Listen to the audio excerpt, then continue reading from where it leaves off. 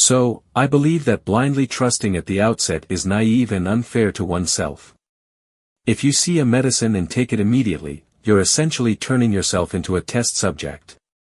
Why would you willingly act as a guinea pig? Chinese people tend to be skeptical, often asking, is this really the case?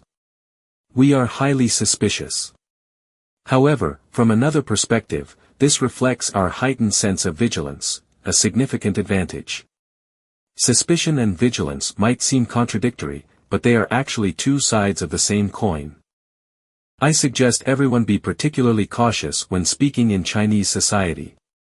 If you say, we Chinese people are often suspicious of others, it might sound negative.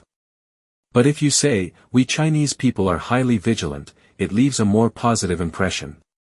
Chinese people are incredibly sensitive and far from sluggish. In contrast, foreigners often appear indifferent and may casually ask, would you like tea or coffee?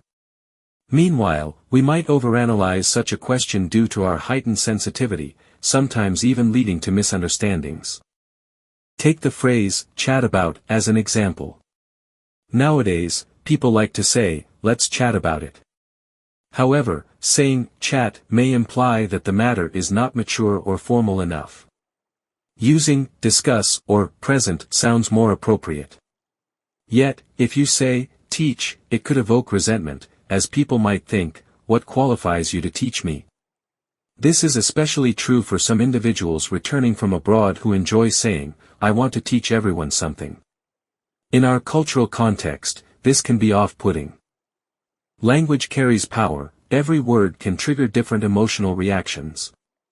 However, we seldom pay attention to this, only focusing on avoiding direct confrontation or aggression. What we often overlook is that the way we phrase things can also provoke unintended responses.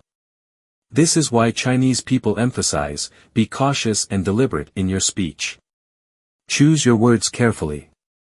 Once you send out a message, others interpret it in their own way, leading to reactions you may ultimately have to deal with. The Chinese approach of doubt first, then believe means that we often move slowly at the beginning, but once we commit, we act swiftly. For instance, when buying a car, Chinese people spend significant time researching and comparing options. Once they decide, they expect delivery the next day. Westerners, on the other hand, make decisions quickly but may wait months for the car to arrive. Many people fail to understand the cultural differences between the East and the West, naively advocating for speed as a universal solution. However, speed is not always an advantage. Westerners' haste often leads to problems that force them to slow down later. In contrast, the Chinese are slow at the start but remarkably fast in execution once decisions are made. We need to recognize that emotions are subjective, and everyone reacts differently. For example, some people feel happy when they see flowers, while others do not. We cannot impose our preferences on others. For instance, saying, I like coffee, so you must like it too, is fundamentally flawed. The key to emotional management lies in adjusting your mindset. When your thoughts are clear, and your perspective is correct, your emotions will stabilize. Emotions are not dictated by external circumstances but by how we perceive them.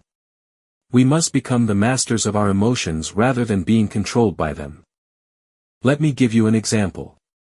Once, I was on a plane, and someone accidentally dropped a bottle of whiskey from the overhead compartment, hitting my head.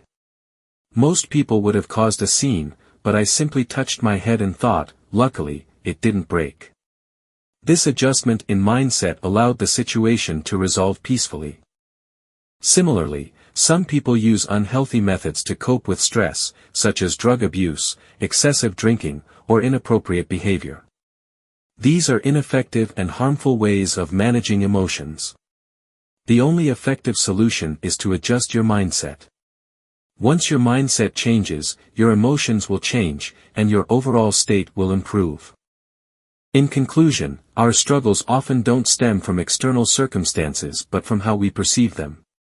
When you change your perspective, you'll realize that many things aren't worth worrying or getting upset about.